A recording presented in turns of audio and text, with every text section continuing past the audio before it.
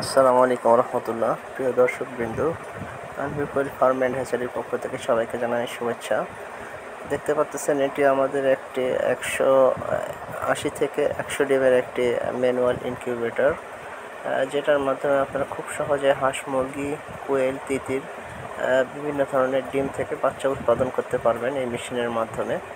তা আমরা এই মেশিনটার যে বডিটা দিয়েছি প্লাস্টিকের, এবং এর মধ্যে